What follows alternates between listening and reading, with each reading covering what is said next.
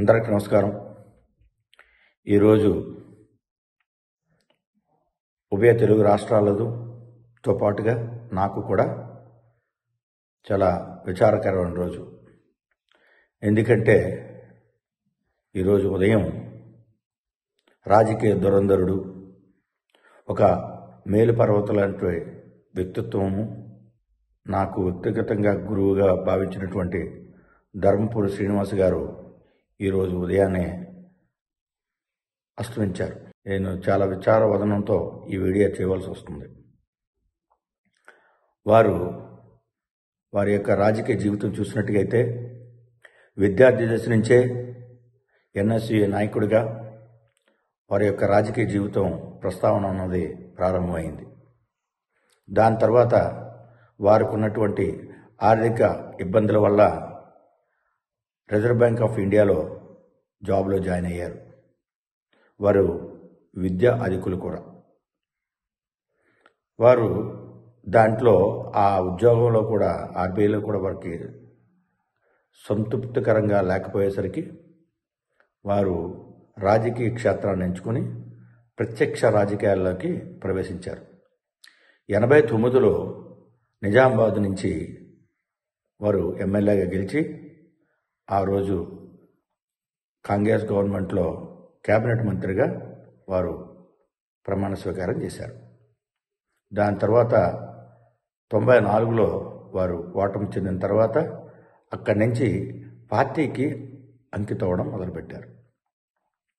మనకు తెలుసు 1994 నుంచి 2004 వరకు కూడా తెలుగుదేశం ప్రభుత్వం చాలా 10 సంవత్సరాల పాటు వారి పరిపాలన ఉంది. అందులోకి చంద్రబాబు నాయుడు గారు ఐటీ, తర్వాత హైదరాబాద్ డెవలప్మెంట్ అంటేని ఇవన్నిటితో తెలుగుదేశం చాలా విస్తృతంగా బలంగా ఉన్న రోజులవి. అటువంటి రోజుల్లో 2004లో 2004 అంటే 2003 సుమారుగా ఆ ప్రాంతంలో వారి యొక్క దక్షతని, రాజకీయ చతురతని గుర్తించి హైకమాండ్ వారిని ప్రదేశ్ అధ్యక్షుడిగా పిసిసి ప్రెసిడెంట్గా వారిని నియమించడం జరిగింది. అక్కడ తర్వాత వారు తిరగని మండలం లేదు, తిరగని జిల్లా లేదు. ఆ రోజు ఉన్నటువంటి 23 జిల్లాలు కూడా విస్తృతంగా పర్యటించి ఈయనతో పాటు కూడా రాజశేఖర రెడ్డి గారు కూడా పాదయాత్ర చేస్తూ కాంగ్రెస్ పార్టీని గెలుపు బావుట ఎగరేయించారు. 2004లో వారు మంత్రిగా జాయిన్ అయ్యారు, పిసిసిగా ప్రెసిడెంట్గా కూడా కొనసాగారు. దాని తర్వాత వారు మరలా కూడా 2009లో కూడా పిసిసి అధ్యక్షులు అయ్యారు. ఈ 2 మార్లు కూడా కాంగ్రెస్ ప్రభుత్వం ఆంధ్రప్రదేశ్ రాష్ట్రంలో గెలిచింది. దీంతో పాటుగా ఇక్కడ గెలవటమే కాదు, కాంగ్రెస్ పార్టీకి కావలసినటువంటి సంఖ్యాబలాన్ని, మెంబర్ ఆఫ్ పార్లమెంట్ని ఆంధ్రప్రదేశ్ నుంచి పంపించడం జరిగింది 2004, 2009లో కూడా. అటువంటి వ్యక్తిత్వం ఉన్న మనిషి అతను. నన్ను ఏ రోజు కూడా వ్యక్తిగత సహాయకుడిగా అతను ఎప్పుడు కూడా పిలవలేదు, నన్ను చూడలేదు. ఇప్పుడు కూడా అయితే బిడ్డ, లేదంటే హీరో అని పిలిచేవాడు ఆయన. నన్ను ఏ రోజు కూడా నన్ను నువ్వు బయట కూర్చో, లేకపోతే అక్కడ కూర్చో, అలాగే ఎప్పుడు చూడలేదు. సహపంక్తి భోజనమే చేశాను ఆయనతో నేను ఎప్పుడు కూడా. వారికి ఉన్నటువంటి 2 కుమారులు సంజయ్, ప్రస్తుత member of parliament from Nizamabad, అరవింద్తో పాటుగా నన్ను కూడా ఒక కొడుకుగానే అతను ట్రీట్ చేశారు. ఏ రోజు కూడా తారతమ్యం లేకన్నా అటువంటి వ్యక్తిత్వం అయింది.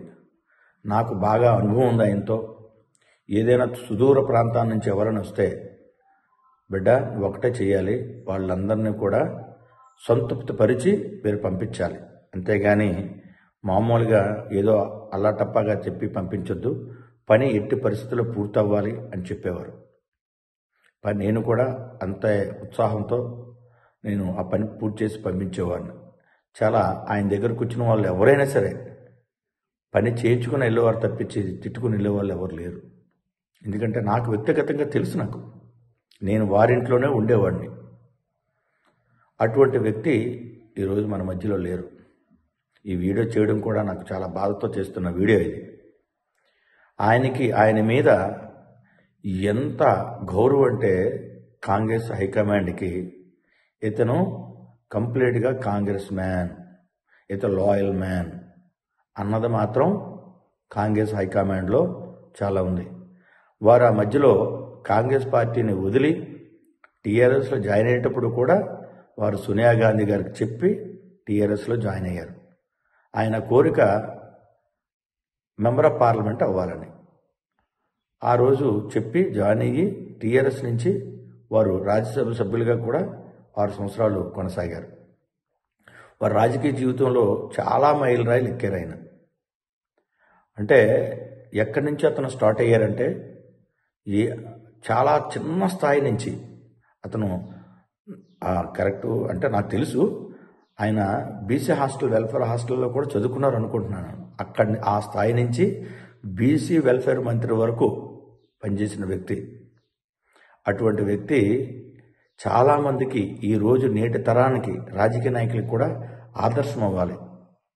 ఏ రోజు కూడా అతను విలువలు వదిలే రాజకీయాలు ఎప్పుడూ చేయలేదు. అతను నాతో కూడా అనేవాడు, అతను బిడ్డ మనం రాజకీయాల్లోకి వచ్చామంటే మనం 10 మందికి ఉపయోగపడాలి, మన వల్ల 10 మంది మంచి జరగాలి, 10 మందికి మంచి జరగాలి, అంతే తప్పించి మనం ఏదో దోచుకో అన్నట్టుగా మాత్రం మన రాజకీయాలు చేయకూడదు. మనం చనిపోయిన తర్వాత కూడా మన పేరు చిరస్థాయిగా ఉండిపోవాలి అని ఎప్పుడు అంటుండేవారు ఆయన. వారికి కాంగ్రెస్ పార్టీ అంటే అమితమైన అభిమానం. అతను కాంగ్రెస్ వాది. కానీ వాళ్ళ నేపథ్యం చూసినట్టుగైతే వాళ్ళ నాన్నగారు వాళ్ళ మామయ్య గారు కూడా మేనమామ విశ్వ హిందూ పరిషత్తులో చాలా యాక్టివ్గా ఉండేవారు. ఏదైతే కాంగ్రెస్ భావాలు ఉన్నాయో కానీ అతని జాతీయ భావాలు కూడా అంతే ఉండేవి. అతను చెప్తుండేవారు హిందుత్వం గురించి. ఎప్పుడైనా మా ఇద్దరం పిచ్చాపాటిగా ఏదో ఇద్దరం కలిసి ఢిల్లీలో లేకపోతే ఇంట్లో కూర్చునేటప్పుడు ఎప్పుడైనా కలిసి కూర్చునేటప్పుడు కూడా ఇవన్నీ మాట్లాడుతుండేవారు. ఆయన నాతో చెప్తూ ఉండేవారు మన సిద్ధాంతం ఏంటి, మనం ఎక్కడి నుంచి వచ్చాము, హిందుత్వం ఏంటి, ఇవన్నీ మాట్లాడుతుండేవారు ఆయన. ఇటువంటి వ్యక్తి ఈరోజు లేకపోవడం అన్నది రాష్ట్ర ప్రజలతో పాటు దేశానికి ఒక రాజకీయ దురంధరుణ్ణి కోల్పోయారు. దాంతోపాటు నా తండ్రి సమానమైనటువంటి ఆయనకి కోల్పోవడం అన్నది చాలా విచారకరం. నేను వ్యక్తిగతంగా వాళ్ళ కుటుంబాన్ని కూడా కలుస్తాను. నేను కలవాలి కూడా, నా బాధ్యత. వారికి సద్గతులు కలగాలని ఆ భగవంతుడిని ప్రార్థిస్తూ సెలవు. నమస్తే.